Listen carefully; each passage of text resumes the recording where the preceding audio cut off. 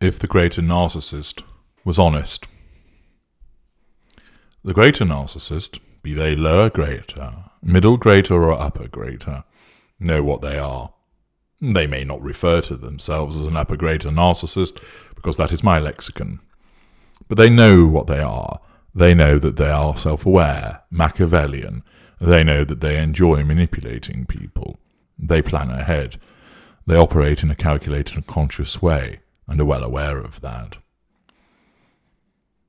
Despite knowing all of this, the greater narcissist will not tell a victim face-to-face what they are, how they think, how they operate. For to do so would be to amount to a transference of power, and would be contrary to the needs of the greater narcissist in maintaining that power over the victim. I, as the ultra, of course, can tell you all about my thoughts and the way that my kind operate, because you don't know who I am, and therefore there is no transference of power from me to you. There is just empowerment for you with regard to the narcissist in your life and the extension of my legacy. What if, however, the greater narcissist sat down for a fireside chat with you, and, knowing full well what he or she is, decides to tell you more about what goes through their mind and how they regard you? What would it sound like? How would the greater narcissist convey that information to you? It would sound something like this. Failure creates opportunity. It creates the opportunity for you to learn. I know, however, that sitting you down and explaining your failure to you is far too easy. That will not lead to a correction in your behaviour, and neither will it provide me with what I need.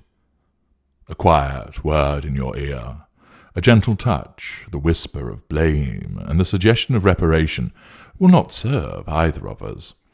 You must be punished for your failure, and in doing so, I create an opportunity for you to learn from that failure, and in turn, I grant you absolution. I must confess that I dole out the savage sanctions for your transgressions to serve my purposes, but happily there is a benefit for you as well. The negative fuel which I extract from you as a consequence of the chastisement which I visit upon you is entirely necessary. I must have it, for if I do not, I run the risk of being destroyed, and this world needs people like me. My kind are the achievers, the creators, and the builders who act with clarity of purpose, absolute vision, and without the blurring nature and hampering effects of the emotional baggage which hinders others. We are needed to succeed, to create industries, to entertain the masses, to achieve sporting perfection, to compose the sublime, paint the ethereal, and shine. Without us, the world would be a lesser place, and that is why we must always exist. Your part in this does not go uncredited.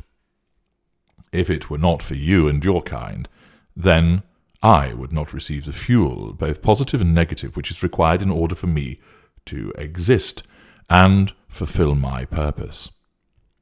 I need you. I do not like to admit that fact, but it is a recognized one. I need to control you. I need your fuel.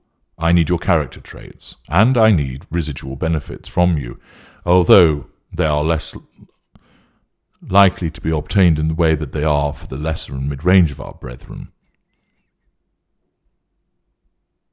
In return, I provide you with a period of brilliance, and then a period of correction to allow you to recognize the error of your ways. I cannot just tell you what you have done wrong. That would be far too easy, and you would not become a better person if the way forward was made too easy for you. The harshness of my teaching, the horror of my manipulations, and the savage lectures are all for your own good. It is only through such stern and disciplined admonishments that you will begin to understand, and then you will find absolution. You will, eventually, although the lessons may take some considerable time, years, in certain instances, come to understand what your role is. Not only will you understand your role, but you will willingly accept that position as a sacrifice, which you must make for the greater good. By acknowledging your role in submitting to us, you will find absolution. You will begin to realize that the sacrifices that you have made of your self-worth, your confidence, and your self-esteem have been worthwhile because they have helped fuel me, and thus you have allowed me to exist. Consider that you are central to the existence of one such as I. You prove to be an integral part in enabling me to exist and to function, and in turn, it is through your involvement that I am able to bring my brilliance to bear on the world. Such an involvement should be welcomed by you, and you ought to give thanks for being allowed to contribute, to participate, and to be involved in this enterprise. You, through me, are able then to create a lasting legacy. True, you must ensure that you endure considerable hardship in fulfilling this role, but in doing so, you become a better person, a worthwhile person, and a useful person. Through the correction that I shall administer to you, you will suffer, but then, when has anything that has been worth doing been easy and pain-free? Never. I share that pain. Do you think it is easy to have the burden of the necessity to control people all of the time? Of course, I am accomplished at it, but that doesn't mean that it doesn't come without considerable skill and ability.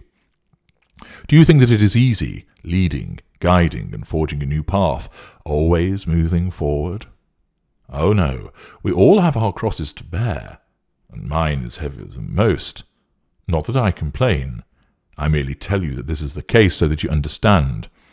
And I exhibit, of course, the fortitude and determination that I know that you will have to possess in order to ensure that you realize your true potential by my hand. I chose you because I knew that you would ultimately do the right thing. I chose you because I knew you would provide me with what I needed. I expected that it would always be good, but I also recognized that even when you failed me in that aspect of your role, I could still count on you to endure the hardship and the denigration because you wanted to help me. You wanted to realize the role which I had secured for you. You wanted to succeed, just as I have wanted you to succeed. I am a harsh taskmaster, but you brought it on yourself.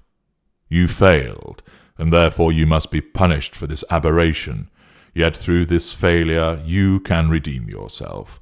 You can exhibit your true worth and make amends for your failings, your shortcomings, and your betrayal.